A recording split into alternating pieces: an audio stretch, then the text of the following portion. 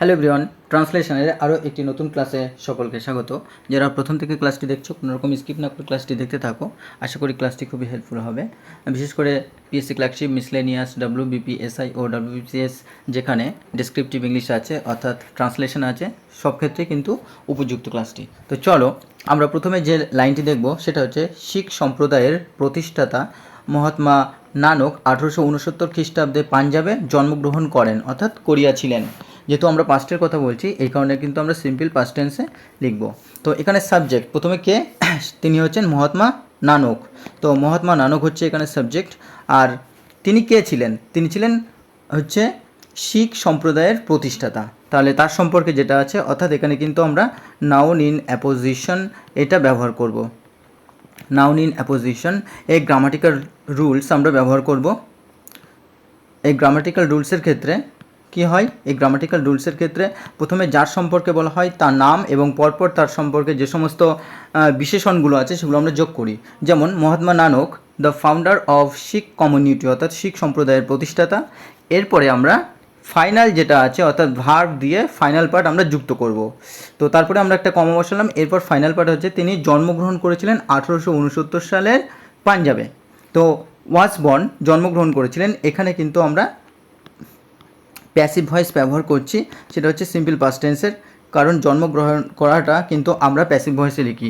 Was born জন্মেছিলেন বা জন্মগ্রহণ করেছিলেন ইন পাঞ্জাবে ইন দ্য ইয়ার 1869 1869 সালে পাঞ্জাবে তিনি জন্মগ্রহণ করেছিলেন।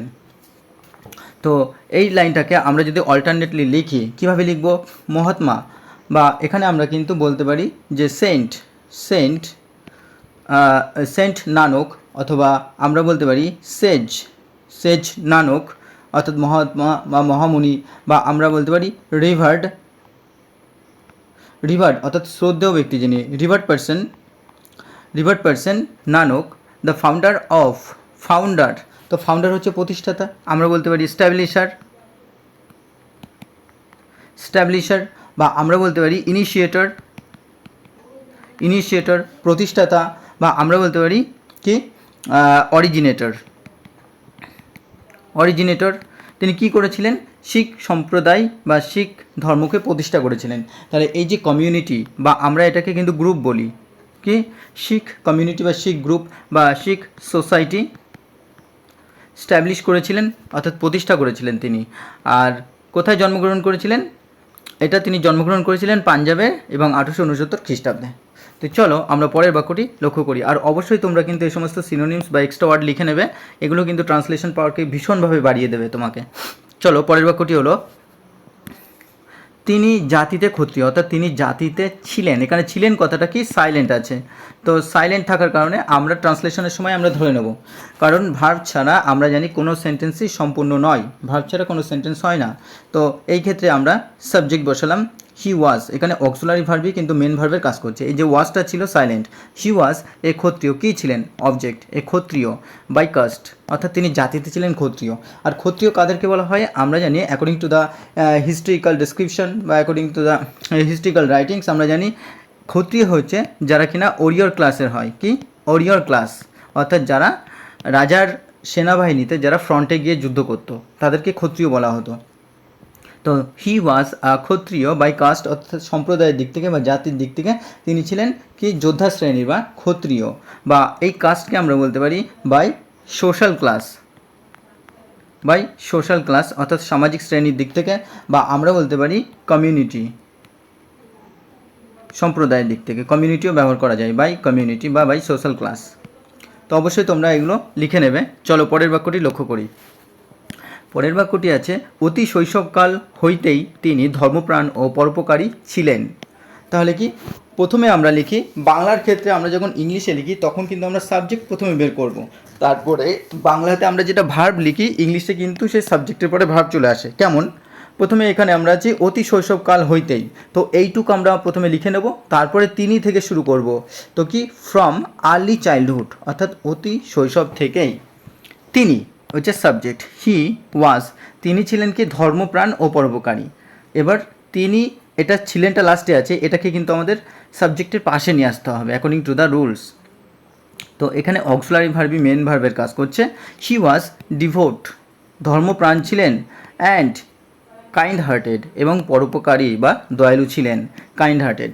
তাহলে ফ্রম আর্লি চাইল্ডহুড, বা আমরা বলতে পারি ফ্রম আর্লি এজ, আমরা আর্লি এজও বলতে পারি, বা ফ্রম আর্লি ইয়ার্স বলতে পারি, বা ফ্রম আর্লি ইউথও বলতে পারি। সুতরাং যেভাবে খুশি লিখতে পারো।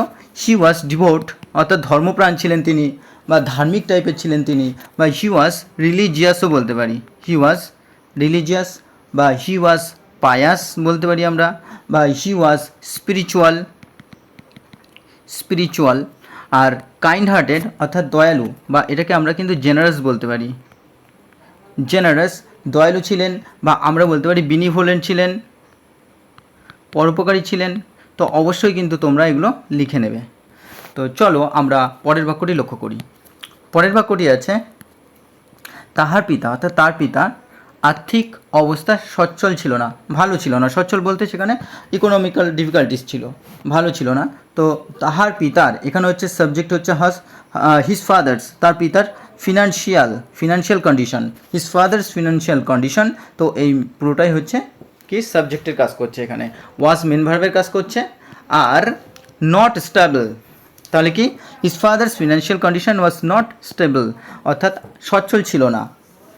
তাহলে এখানে যে আমরা ফিনান্সিয়াল কন্ডিশনটাকে বলছি, এটাকে কিন্তু আমরা ইকোনমিক্যাল কন্ডিশনও বলতে পারি। কি economical condition, his father's economical condition, বা হিজ ফাদার কি মনিটারি কন্ডিশন। ইকোনমিক্যাল কন্ডিশন বা মনিটারি কন্ডিশন কি বলতে পারি, কন্ডিশন বা সিচুয়েশনও বলতে পারি আমরা, কন্ডিশন সিচুয়েশন, বা এটাকে আমরা স্টেট বলতে পারি, অবস্থা। স্টেট মানে নট অনলি সেটা রাজ্য বা রাষ্ট্র নয়, বরং এটা অবস্থাকেও বোঝায়, ইন্ডিকেট করে। আর এটাকে স্টেবল, নট স্টেবলকে আমরা কিন্তু আনস্টেবলও বলতে পারি একবারে। সেই ক্ষেত্রে লিখব কি হিজ ফাদার্স ফিনান্সিয়াল কন্ডিশন ওয়াজ আনস্টেবল, বা ওয়াজ ইনসিকিওরও বলতে পারি, ইনসিকিওর অনিশ্চিত, বা ওয়াজ শেকি নড়বড়ে টাইপের। তো এগুলো কিন্তু আমরা লিখতে পারি। তো চলো পরের বাক্যটি আমরা লক্ষ্য করি। পরের বাক্যটি আছে, তিনি নানককে বাল্যকাল হইতেই অর্থ উপার্জনের চেষ্টা করিতে উপদেশ দিতেন। তো এটাও আমরা সিম্পল পাস্ট টেন্সে করব কি।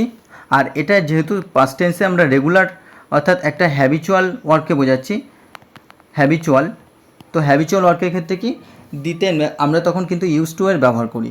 তো এখানে আমরা সাবজেক্ট ব্যবহার করব, subject, then used to as a auxiliary verb, as an auxiliary verb used to, অথবা আমরা কিন্তু উডও লিখতে পারি।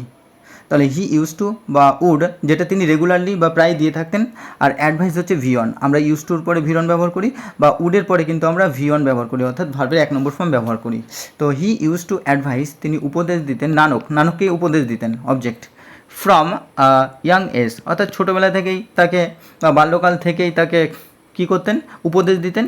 টু ট্রাই, চেষ্টা করার জন্য, টু আর্ন এ লিভিং, অর্থাৎ অর্থ উপার্জনের জন্য, চেষ্টা করার জন্য। তার শৈশব থেকে বা ছোটোবেলা থেকে তার বাবা কিন্তু নানুককে কী করতেন, অ্যাডভাইস দিতেন বা উপদেশ দিতেন। তো আমরা বলতে পারবো he use to advise, or he would কী করতেন, গাইড করতেন, গাইড বা অ্যাডভাইস বা রিকমেন্ড করতেন, তিনি রিকমেন্ড করতেন, কী করতেন, রিকমেন্ড করতেন। আর টু ট্রাই টু আর্ন, অর্থাৎ উপার্জন করার জন্য, বা ট্রাই টু গেন বলতে পারি, বা ট্রাই টু রিসিভ বলতে পারি, ট্রাই টু রিসিভ, বা ট্রাই টু অবটেন কি এ লিভিং, অর্থাৎ লিভিং বলতে এখানে কিন্তু ইনকামকে বোঝাচ্ছে, এ লিভিং অর্থাৎ ইনকাম বা অর্থোপার্জন, বা সাস্টেনেন্স অর্থাৎ জীবন ধারণের যে উপায় সেটা। তো চলো আমরা পরের বাক্যটি লক্ষ্য করি। পরের বাক্যটি আছে, কিন্তু নানক দেশে দেশে ঘুরিয়া বহু সাধু সন্ন্যাসীর সহিত মিশিলেন ও নানা শাস্ত্র পাঠ করিলেন। তো এখানে দুটো সেন্টেন্স আছে, দেশে দেশে ঘুরিয়া এটাকে আমরা এক সেন্টেন্সে রাখবো, এবং বাকিটা বহু সাধু সন্ন্যাসীর সহিত মিশলেন ও নানা শাস্ত্র পাঠ করলেন এটাকে আরেকটা সেন্টেন্সে রাখবো, যদিও এখানে ওর মাধ্যমে আরেকটা সেন্টেন্সকে আমরা যুক্ত করব।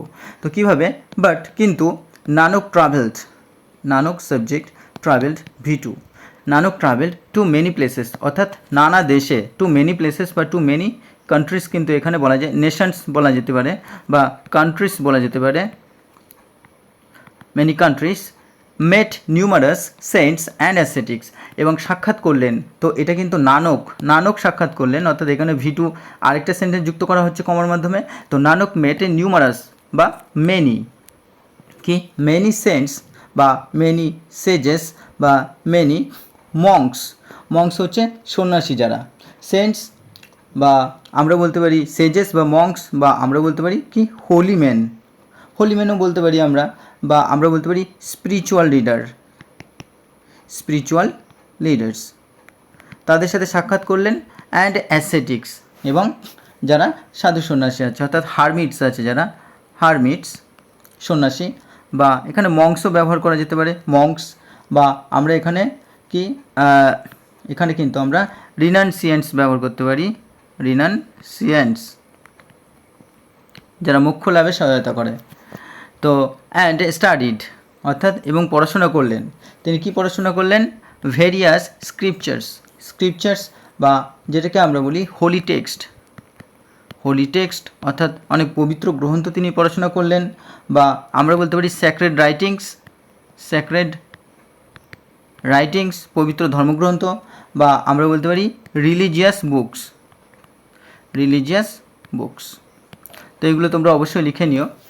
চলো পরের বাক্যটি আমরা লক্ষ্য করি। আর এখানে কিন্তু পরপর এখানে দুটো সেন্টেন্সকে রাখা হয়েছে, অ্যান্ডের মাধ্যমে কিন্তু আবার আরেকটা সেন্টেন্স, ও নানা শাস্ত্র পাঠ করিলেন অ্যান্ড স্টাডিড ভেরিয়াস স্ক্রিপচার্স, এটাকে আবার যুক্ত করা হয়েছে।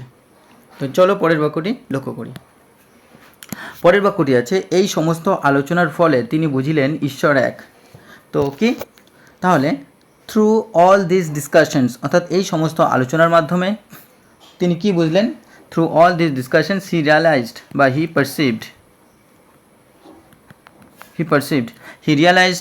পারসিভড বা হি মেড আউট, তিনি বুঝতে পারলেন, বা he convinced that god is one, অর্থাৎ ভগবান এক। তো থ্রু অল দিস ডিসকাশনস বা থ্রু অল দিস কনভারসেশনস বা থ্রু অল দিস টকস বা থ্রু অল দিস ডিবেটস, তো এইভাবে কিন্তু লিখতে পারি, বা থ্রু অল দিস স্পিচেস, তো এইভাবে কিন্তু লেখা যেতে পারে। তো অবশ্যই তোমরা এটা লিখে নেবে। আর এটা ছিল আজকের একটি very important from Bengali to English translation. তো আশা করি ক্লাসটি তোমাদের ভালো লেগেছে। যারা চ্যানেলে প্রথম অবশ্যই সাবস্ক্রাইব করে পাশে থাকা বেল আইকনটি প্রেস করে রেখো, এবং যারা প্রতিনিয়ত ক্লাস দেখো তাদেরকে অসংখ্য ধন্যবাদ। তোমরা এইভাবে লাইক কমেন্ট শেয়ার করতে থাকো, এবং বেশি করে অবশ্যই শেয়ার করবে এবং সাবস্ক্রাইব করতে ভুলো না। তো চলো দেখা হচ্ছে পরবর্তী ক্লাসে। আজ এই পর্যন্তই, ধন্যবাদ।